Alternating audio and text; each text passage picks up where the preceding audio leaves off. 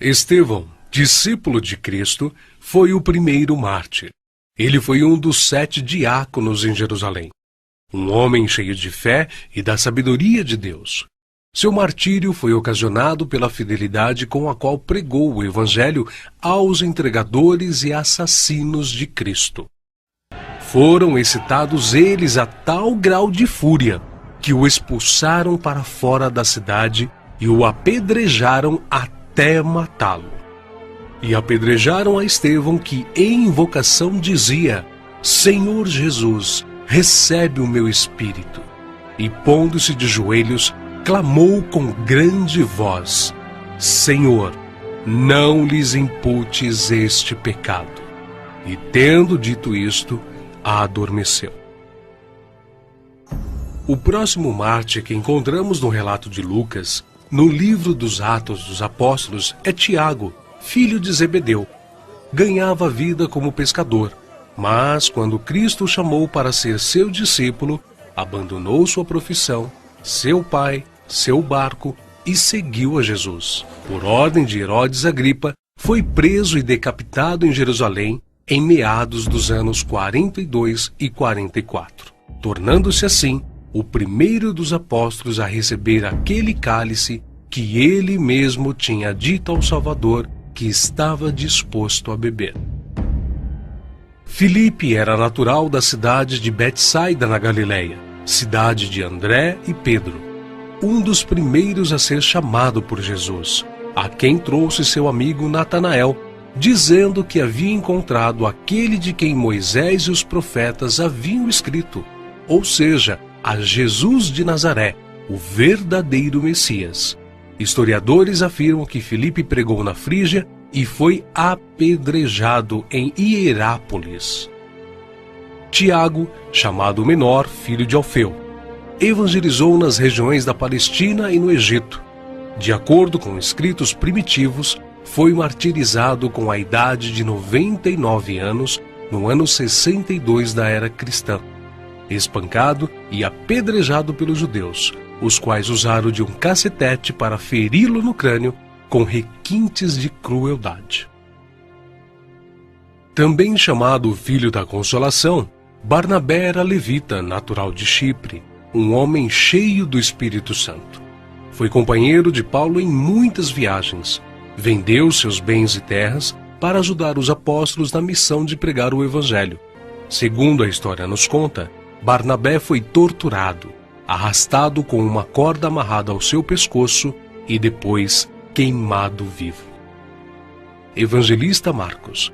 Foi ele quem, na companhia do apóstolo Pedro, escreveu o primeiro dos 4 evangelhos. Relatos contam que pagãos o arrastaram pelas ruas de Alexandria ao ponto de ser despedaçado.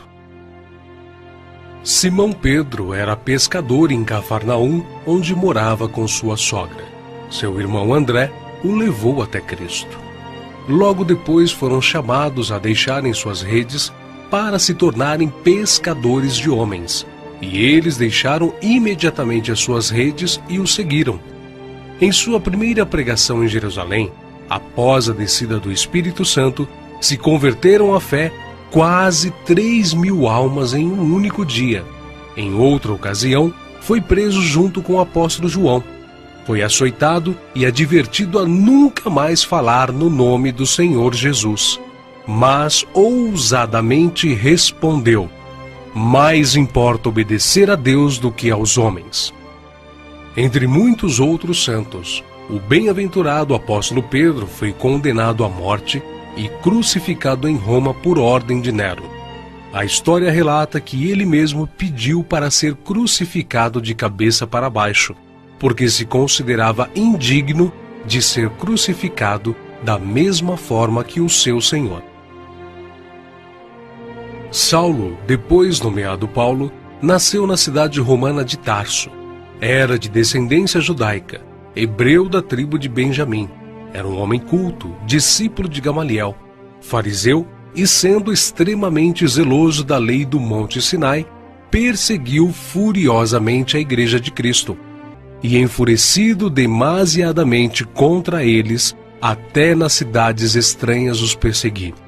sobre o que indo então a Damasco, com poder e comissão dos principais dos sacerdotes, ao meio-dia, ó rei, vi no caminho uma luz do céu que excedia o esplendor do sol, cuja claridade me envolveu a mim e aos que iam comigo. E caindo nós todos por terra, ouvi uma voz que me falava, e em língua hebraica dizia: Saulo, Saulo, por que me persegues? Dura coisa te é recalcitrar contra os aguilhões. E disse eu: Quem é, Senhor? E ele respondeu: Eu sou Jesus a quem tu persegues. Mas levanta-te e põe-te sobre teus pés, porque te apareci por isto, para te pôr por ministro e testemunha, tanto das coisas que tens visto, como daquelas pelas quais te aparecerei ainda. Paulo, que antes era perseguidor, passou a ser perseguido. De nobre, tornou-se pobre, ao ponto de passar fome, nudez, perigos e não ter pousada certa. Ele enfrentou e venceu pelo poder do Evangelho os espíritos malignos, os mágicos, os filósofos e os falsos profetas. Ele não temia homem algum, grande nem pequeno, nobre nem ignóbil, judeu nem grego, mas ensinava a palavra de Deus com toda a sinceridade, sem respeitar a aparência dos homens, para ser um servo de Cristo. Os seus feitos estão registrados não somente nas Sagradas Escrituras, mas também na história, principalmente na Grécia. Sua jornada entrou na etapa final em Jerusalém, em torno de 60 depois de Cristo. Vítima de inveja, ele foi preso e acusado de violar a lei judaica. Paulo, na sua prisão em Roma, escreveu a Timóteo, a quem carinhosamente chamava de filho espiritual, uma de suas últimas cartas, dizendo que sua hora havia chegado. Porque eu já estou sendo oferecido por aspersão de sacrifício, e o tempo da minha partida está próximo. Combati o bom combate, acabei a carreira, guardei a fé. Desde agora a coroa da justiça me está guardada, a qual o Senhor, justo juiz, me dará naquele dia, e não somente a mim, mas também a todos os que amarem a sua vinda. Segundo os registros antigos, Paulo foi decapitado a mando do imperador Nero, mas suas cartas continuam vivas, testificando da verdade e do amor de Cristo até os dias de hoje.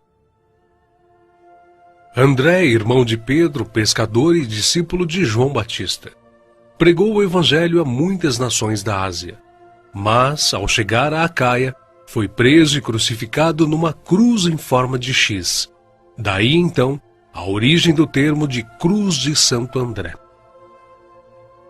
Bartolomeu tem sido identificado muitas vezes na Bíblia como Natanael. Era natural de Caná da Galileia. Recebeu de Jesus uma palavra edificante. Eis aqui um verdadeiro israelita, em quem não há dolo. Exerceu seu ministério na Anatólia, Etiópia, Armênia, Índia e Mesopotâmia. Foi esfolado vivo e crucificado de cabeça para baixo na Armênia. Tomé, também chamado Dídimo, era nativo da Galileia. Só acreditou na ressurreição de Jesus depois que viu as marcas da crucificação. Segundo a tradição, sua obra de evangelização se estendeu à Pérsia e Índia.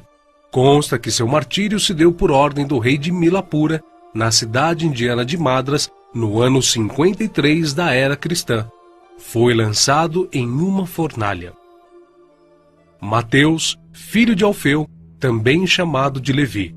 Mateus foi cobrador de impostos, um publicano nos domínios de Herodes Antipas, em Cafarnaum.